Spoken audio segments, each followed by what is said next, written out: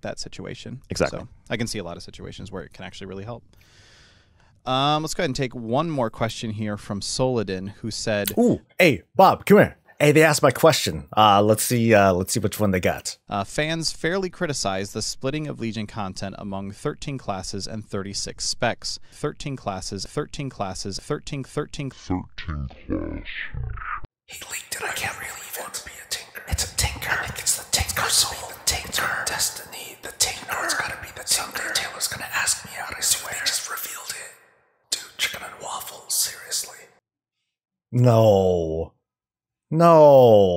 Yes, it is I, Bob, the 13th class. Really, that's the name. So not like a tinker or a mecha. No. I'm not buying into that, dude. Lore said it. I'm just filling it up. Man, get over yourself. You ain't gonna be no 13th class, man. Get out of here. Go change or whatever.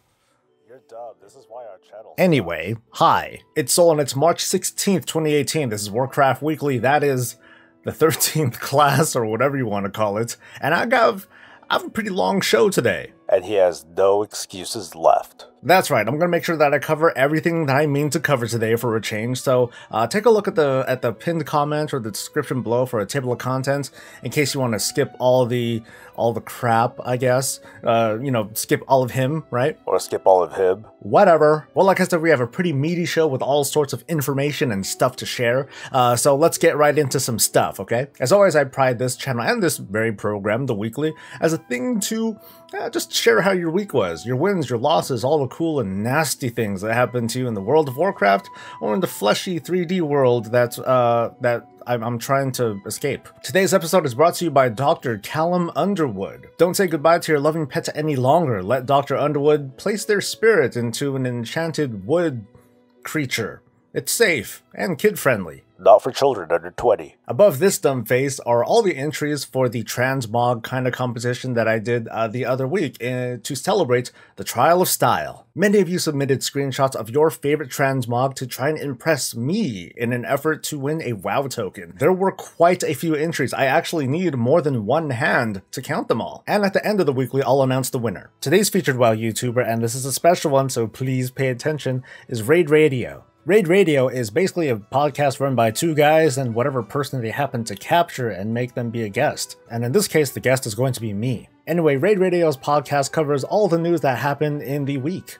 But these guys are passionate. They love talking about this stuff, even though they are extremely small as a channel. They don't have a lot of viewers, so I encourage you to, okay, not viewers, but listeners. I encourage you to take a click and have a listen. I'm going to be a guest on their live podcast on Sunday, and I'm going to have a link below or somewhere around here with where to go because I'd really like you to take a listen. It's like my first time being a guest on these sorts of podcast interview things, and I'm like super excited. I think it'll be cool. There are a couple fun guys, and like I said, it's my first time, so I'd like to, get some support. Give me some encouragement, okay? Anyway, take a quick look or a listen at these folks. Let them know that I sent you. Give them some love, okay? And tune in Sunday. I'm excited.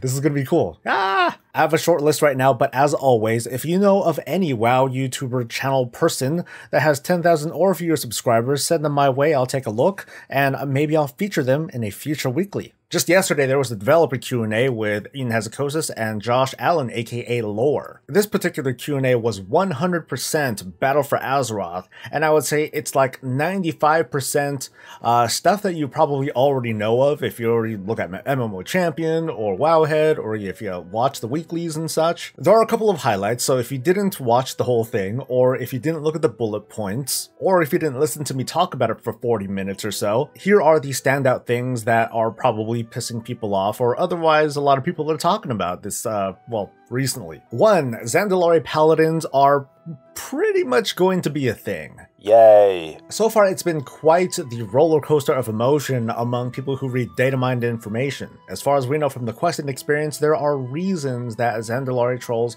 were kind of paladins and then they kind of lost the ability to become paladins. But that happens during the quest experience, and that, well, at least it was clarified within that this has not much to do with whether or not Zandalari paladins are going to be available when we actually get access to them as an ally allied race. Now, I could be wrong about what I'm saying, but I'm pretty darn confident that by the time we do get them as an allied race, there will be some continued narrative and a continuing quest line. For all we know, this might be the quest line that will let us, convince the Zandalari to be like, yeah, okay, sure, we'll go ahead and join the Horde, woohoo! There's going to be something that allows Zandalari Paladins to be a thing. We will get, they will get access to the light once again. So in light of this, are you gonna do it? Huh? I might do it. I don't know. They seem cool, but I don't know. Like, I love the fashion of my Blood Elf. I don't know. I'm gonna have to take a look at like a character viewer and, really take a look at it and be like, I don't know. The way that you level up professions is going to change in a pretty big way in the battle for Azeroth. When you learn a profession like blacksmithing for the very first time, you're gonna see that each and every discipline of blacksmithing has its own level set. And when I mean discipline, I'm talking about each expansion's type of blacksmithing, or whatever the hell profession, okay? So in this example, let's say you wanted to learn something from like the Cataclysm era of blacksmithing. You would be learning Cataclysm blacksmithing in order to learn that recipe or to meet that requirement. What I presume this does though is that when you're gaining levels, you might be gaining levels in the Cataclysm era of blacksmithing, but you won't be earning any credit for, let's say, like classic or vanilla blacksmithing. You'd have to do that separately. So I think it's kind of cool that you can pick and choose which discipline that you want to invest into. It also means that basically professions are going to be that much more accessible. You don't have to go through the slog of,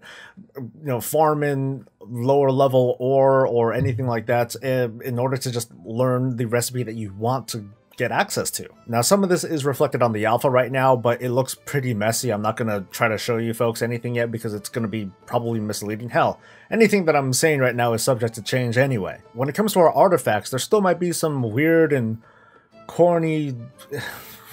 yeah, there might be some weird and corny narrative that makes us kind of lose our artifacts or otherwise depower our artifact weapons, but we don't straight up lose them, at least not right away. As you level through the battle for Azeroth, we still presumably hold on to our artifact weapons themselves. The only thing is that the traits and the abilities inside them are considered disabled. That may or may not mean the Netherlight Crucible traits too, but from the sounds of it, we're still going to have the item level that those relics grant us, so it'll still feel like a boost, like a thank you, as we say a slow goodbye, and we eventually replace our awesome weapon with, what did Laura say? A board with a nail in it that's green? I don't know. Probably the biggest and most controversial takeaway from the Q&A from yesterday is the idea or the expectation or the presumption that Master Loot might be going away, or more precisely, personal loot might be a forced thing onto players in raids. Josh and Ian, they briefly discussed the merits of having the personal loot system, period,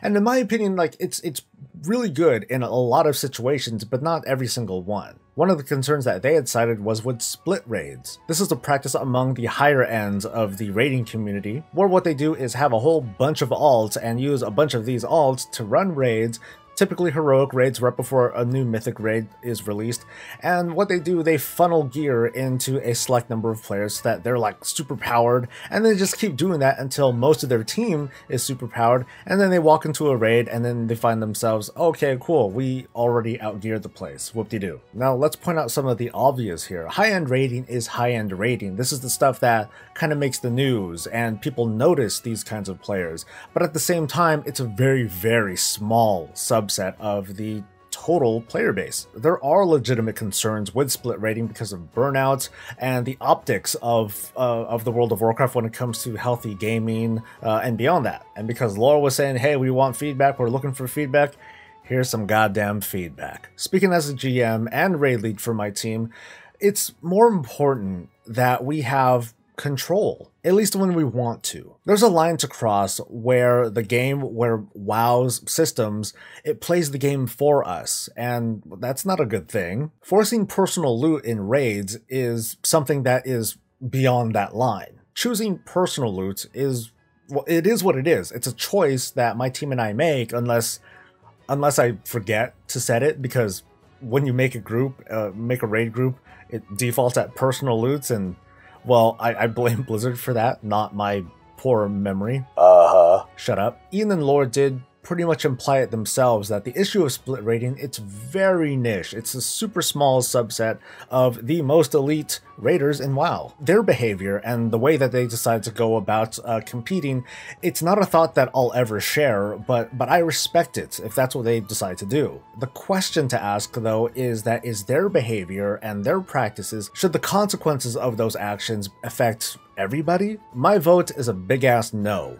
The conversation of curbing split rating is something that should be talked about within that side of the community, that smaller side, that elite side, to respect what they do. To sum up my opinion, personal loot has its place, but I should choose what that place is. If you folks have something to say about it, put it in a comment below. Hopefully Blizzard will read it. Maybe they will, maybe they won't, but well, they want feedback, so give it to them. Alright, so with that out of the way, let's get into some alpha-related stuff, the more exciting things, okay? We had a new build with all sorts of new stuff, but the big highlight for this particular build were the Island Expeditions. Island Expeditions are a 3-person scenario where you basically mine for Azeroth, and you have little adventures trying to bust up monsters as well as an opposing team. In this first phase of testing, presumably we were testing the normal mode of Island Expeditions, and there's going to be a normal, a heroic, a mythic version, as well as a PvP version where we fight other players, but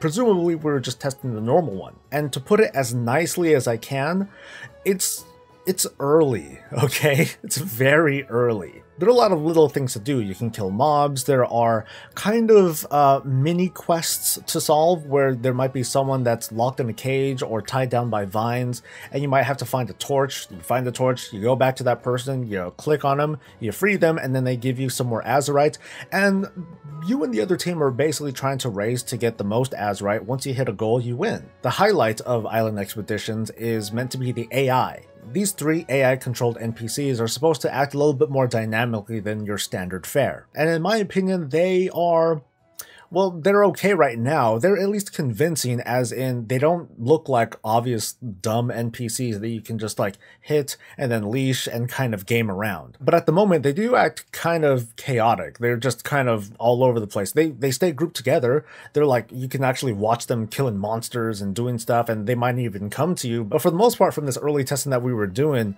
me and my crew, we just ran up to them and we just rolled all over their faces. We jacked them the hell up, and we just proceeded to keep farming. Now, from the few games that I played, there were some pretty close calls. We didn't lose, but there were moments where it's like, oh wow, they're actually bumping, they're kind of catching up to us. It almost feels like a PvE version of the Seething Shore Battleground, where you're just trying to farm for Azeroth and you're competing with an opposing team for it, but there's a bunch of PvE related elements that are in your way. So I'm not ready to judge yet, but as a first impression, it's it's all right. It's a time user, but I'm going to talk about this in a separate video at some point, probably soon, where I talk about where this might fit in the whole Battle for Azeroth paradigm. Like, how is this going to fit into my daily thing? A lot of it is going to be based on the reward, but of course there's the fun factor too. At the moment in this normal version, and they bumped us to this certain Island Expedition demo, it bumped us up to max level, and I presume that this is something that you only participate in when you're max level. But at the moment, it was just way too easy. I'm actually excited to do some more testing on it when there are more difficult modes available. But you can expect a video at some point where I go a little more in depth with this, and I raise some other concerns and things that I like and don't like about it. Other stuff that came with this build is the kind of ramping up of alliance-related cool things, so they can kind of shut up now. Okay, that was mean, if not kind of true. There was a lot of salt coming from the Alliance side about, oh my god, the Horde are getting all this cool stuff, we ain't getting jack.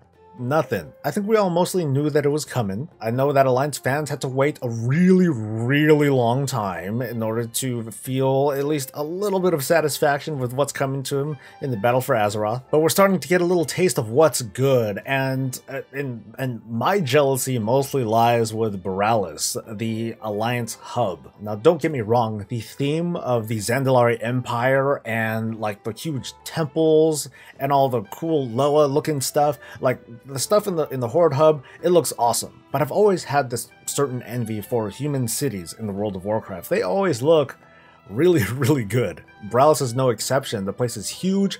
It's becoming more and more populated with NPCs and other little bits of ambiance that really give it that city feel. Even, I would say, like something that's very, very comparable with Suramar City. What has folks in even more of a tizzy, is tizzy a word? Excited, okay? What's got people really excited is the pretty much confirmation of a couple things. One, humans from Kulturas will be an allied race at some point during the Battle for Azeroth expansion. We're talking bigger, more animated looking humans that, frankly, I'm jealous of. They look really, really good. And we know that there are two classes that these Kulturan humans will be able to play as. One are warriors, because duh, freaking everyone's warrior, but the other are druids, which has been speculated for a little while, but now we're getting, well, pretty much all but confirmation that yes, we are going, the Alliance, not me, the Alliance, Kulturan humans can become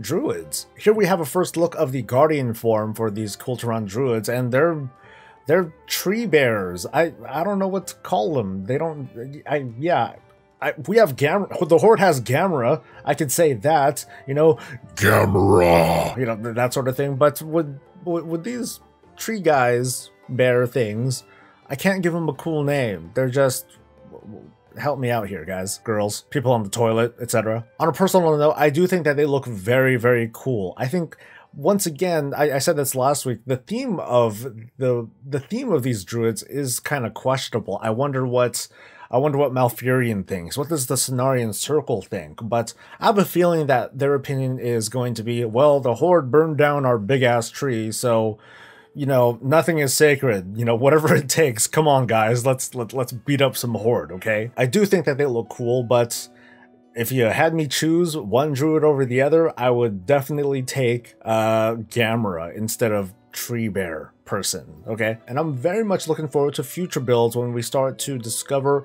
what are the other druid forms for these Kulturan druids. And speaking of druids, I gotta go back to the Horde really quick, to the Zandalari druids, and, well, we finally have the feral form animated.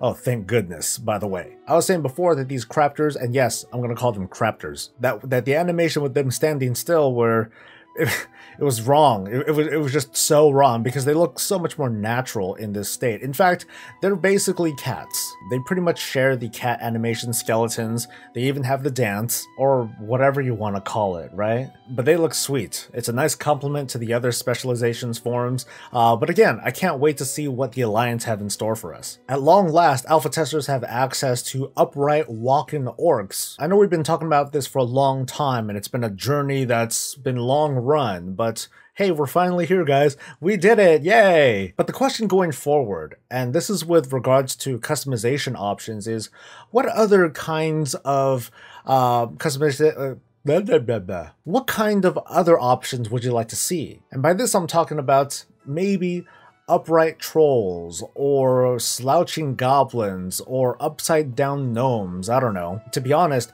even though it would look pretty flawed if this upright walking animation was just very stupidly applied to all the different races, I would take that as at least having an option for players to jump into. It shouldn't take me too long to throw it together, so maybe I'll do something like that next week as just kind of a preview of, hey, what happens when you have people walk this way? Anyway. Alright, so let's talk a little bit about the Battle for Azeroth story and plot. So get ready, there's going to be some spoilers ahead, but not too much, alright? I'm not paying too much attention to like all the little nitty-gritty details of these reveals because as we've seen over the past number of builds, and according to Christy Golden, we shouldn't take anything at face value. Things can change, there's context missing, we just don't have the full story. But we do have some stuff, so let's talk about it for a little bit. As early as BlizzCon, and from, I believe, the words of Alex Afriasabi, Jaina Proudmoore is a damaged character. She's been through a lot. She's seen death, tragedy, betrayal, etc., etc. And the citizens of Kulturas know that. They basically treat Jaina like a Death Knight after the starting scenario. They're not happy to see her. This opens up the dynamic that there are just lots of problems going on in Kul Tiras, the Proudmoore family just being one of them. I think it's cool that Jaina Proudmoore is finally getting her due and getting some and becoming a pretty central figure as to what's going on, instead of constantly being a side character throughout the World of Warcraft's history. But the more interesting and probably controversial thing that's going on is with Saurfang. Now, at some point at the beginning of the battle for Azeroth is the battle for Lordaeron, and during the battle, or at the end of the battle, by then Saurfang has been captured by the Alliance. So get ready everyone, prepare yourself, Bob. I'm going to do a bad reading of this broadcast text that's been data mined. Alright, here's my Saurfang, and voice modulator, don't fail me now. I've stopped counting the days I've sat in this cell. It has, however, given me a great deal of time to reflect. You think you are here to take me back to Orgrimmar, back to the War Chief. You are mistaken. After all she's done, I will never return to her horde. Make sure you know the difference between loyalty and honor, and pray you never have to choose. I don't know if that's going to work at all. So Saurfang doesn't just imply, but he straight up says, I will never return to her horde. Uh-oh. So this sets off a whole bunch of sirens and red flags among the horde side of the community who are like, ah, crap. We've seen this before in Miss Pandaria when Vol'jin decided to rebel against Garrosh Hellscream. Now let's make it clear that with Miss Pandaria, we can use hindsight. And with the Battle for Azeroth, we're using kind of speculation and guesswork. We don't know exactly what it is that makes Saurfang turn against Sylvanas and her regime as leader of the Horde. On the other hand, with Garrosh, we do have a history of super aggression and other questionable things, like, you know, throwing a heart into a big well and then corrupting an entire zone and, you know, wanting to kill everybody except his own people because, you know, racism, nationalism, whatever you want to call it. Sylvanas' intentions can easily be understood as like evil or, you know, morally dubious, I guess. But at the same time, there's a certain nature that comes from the desire to survive. So what I would like to see being discussed is kind of the moral foundations between Saurfang and Sylvanas, and where that clashes together. We already see from the battle for Undercity that the Horde's backs are put against the wall, and this doesn't discount the fact that something happens over in Darnassus that leads everything to burn down, and from what little we know, which by the way is also data mined, this seems to be more of a super defensive posturing in part of Sylvanas. On the other hand, we have Saurfang, who is all about honor through and through.